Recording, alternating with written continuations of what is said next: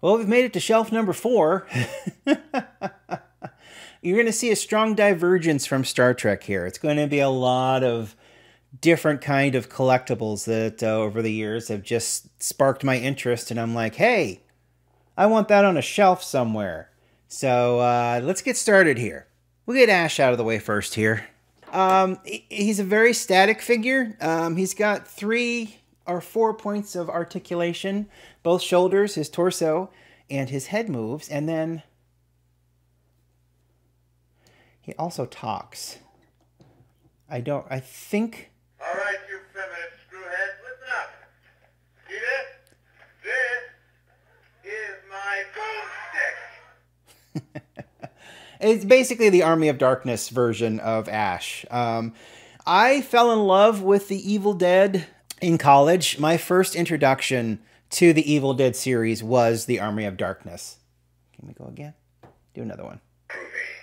There we go. Well, hello, Mr. Fancy Pants. He doesn't have many things to say. All right. What's up?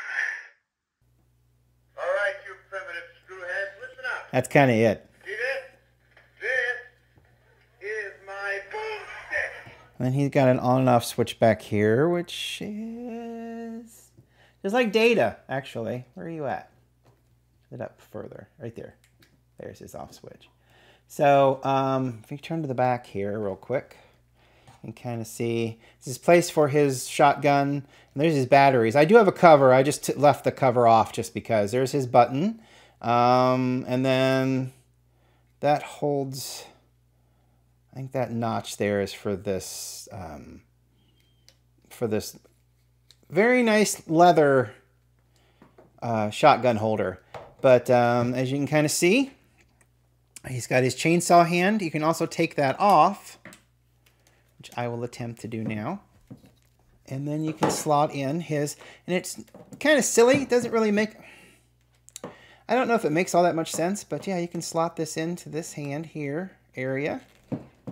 So, but his shoulder lines up kind of funny, because you see, if you turn your shoulder this way, you can see how it kind of, I mean, there's really only one way to go with this, and I don't think that that pose makes much sense. The shotgun pose makes sense. I think he does that in the poster. But this, not so much. But like I said, my Evil Dead experience started, and here's the chainsaw, by the way. Very big, very chunky, very cool. In college, I was first introduced to the Army of Darkness. A college neighbor, I guess he was like 2 or 3 doors down from my dorm room, loved horror movies and was big in the Evil Dead series, and had a bootleg that had both endings, because there was a standard ending, I think, where he gets back. And God, I can't right now. I can't remember which. I think the standard ending was he got back to and he was working at S-Mart again, and then because he didn't say the words right, the Deadites were in the S-Mart, and he saved the day. The other one is a bit more bleak, where he gets the drops from the wizard at the end, and then takes like far too many drops and then sleeps for far too long, because he's basically went back in time. It's a whole thing, and you should watch The Army of Darkness, because it is a very fun and funny movie. So that Bruce, very much a statue. These Bruces, though, very much figures. These are from NECA. Yeah, this, I don't know about this description because I don't think any of them are really friends. I mean, the girlfriend thing, correct. But friends, no, they were loose acquaintances by the end. And like it says, they're all dead. So, I mean, but yeah, so this is NECA from the Evil Dead series. And I saw this and I'm like, I have to have it. That is so cool. He's got like his dead-eyed arm, his hand prior to being bitten by dead-eyed Linda, and then there it is turning evil, and then there's the Necronomicon, and then there's the book of the tape, and then there's the tape of the recitation of the passages, and then cut off his own arm with a chainsaw. Strangely enough, this one doesn't come with a chainsaw, but it does come with a dead-eyed version of his head. NECA, God, I wish NECA would take up the mantle for Star Trek figures. I've got several NECA figures, and they are just absolutely fantastically sculpted with so many great accessories. I mean, look at Linda's head there. That's just fantastic. So this is the first of my 2 Evil Dead 2 movie ashes. All right, so let's move on to the second one. There's only one movie scarier than The Evil Dead. Kiss your nerves. Goodbye.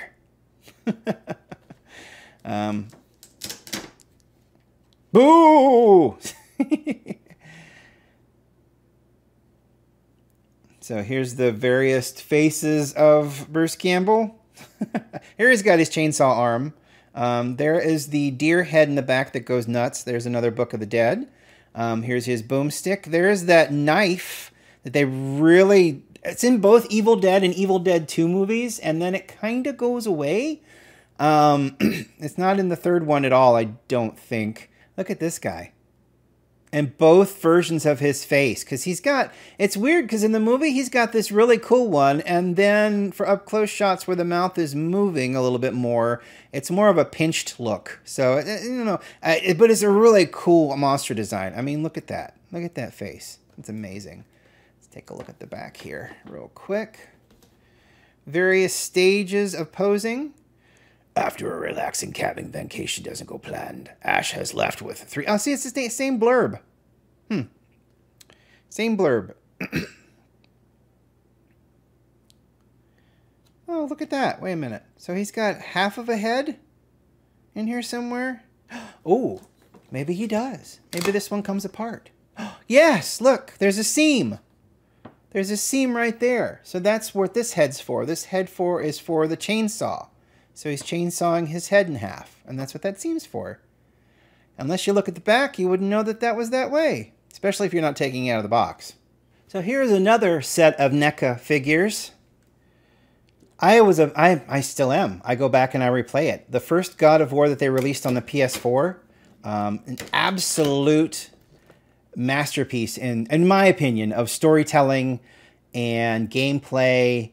And it was just such a good game. I mean, the storyline was fantastic. The action, the playing, everything was really solid, and I really, really enjoyed it.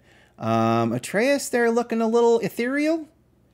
If I could put my finger on what I'm seeing here, little ethereal. And here we have Kratos looking either bored or angry, which basically describes Kratos in a nutshell. But yeah, the outfit, the detail, it's just such a wonderful little set. And this one came out, and I didn't realize that it did, so this is an eBay find. The two back here, actually, I think, yeah, these two were BigBadToyStore.com purchases. And then this was an eBay purchase, because I didn't know that they existed.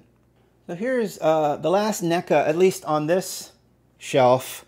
Yeah, it's Clark Griswold, Christmas Vacation, while he's got his chainsaw. Chainsaw themed here, huh? And his hockey mask. Yeah, so National Lampoon's Christmas Vacation. It is a family favorite, and they released this, and I think this was the last toy I ever bought at Toys R Us. So let's talk about this one here. This is another eBay find. I was a big fan, and kind of still am, I guess, of the series Angel, but mainly because of this guy. This is Lorne. He's a demon. I think the dimension he came from was Pylea. Is that how you say it? I'm trying to think of how you say it. Yeah, I think so. He's a demon, and he reads people's auras when they sing.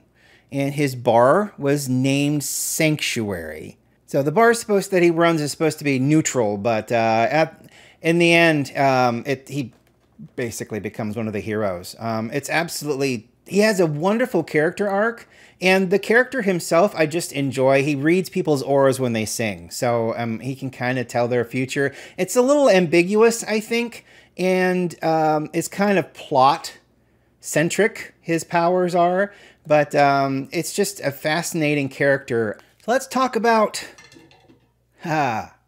Harrison Ford.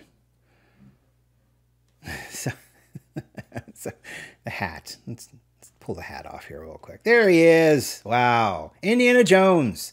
This is from the same series that the Spock and Kirk quarter scale figures came from. And he's got this wonderful jacket. It's got a zipper on it. He does take batteries. The batteries have been since removed. And I would put batteries back in him. But the process is incredibly involved and involves removing articles of clothing. And I'm just not willing to do that. He's got a belt. Look at the belt. He's got his gun holster. His gun is right here. Big old revolver. Doesn't really fit in his hand, but his whip does. Got this great static whip here. Unfortunately, his box came completely disintegrated. Oh, here's his idol. Idol. Got a bum? Idol. Might have to censor that part. Did you know that? I bet you didn't. Anyway. So, yeah. So he's got this wonderful leather jacket. Shirt underneath is cloth. He's got these great pants. And then his boots are very, very, very detailed. Nice rubber. Rubber to the point where they're getting sticky because of age. So this should be very interesting to clean off. But the batteries go in the back here, and it is a couple layers of clothing.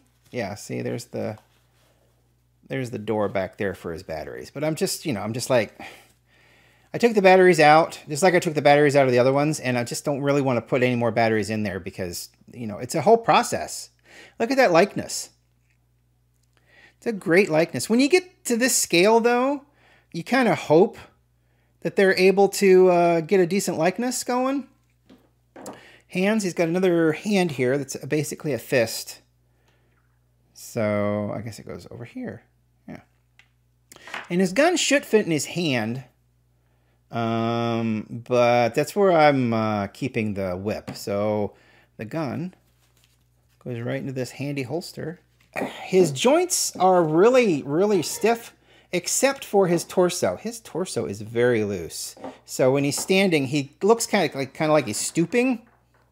That's also the coat a little bit. But yeah, I mean, he's got a very loose torso, which is really strange. And then he did not come with a stand. I had to buy this secondhand from Jo-Ann Fabrics. So if you're ever looking for stands for your figures, Jo-Ann Fabrics does carry these. So does like a Michaels. Michaels also carries them.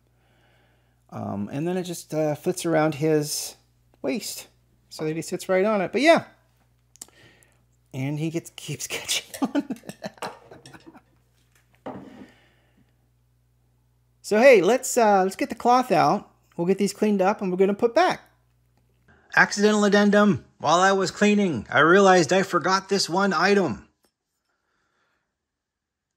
So back in 2002, the Olympic torch went through Columbus. And that is where the soda comes from. Or what was soda at one point and is now poison water.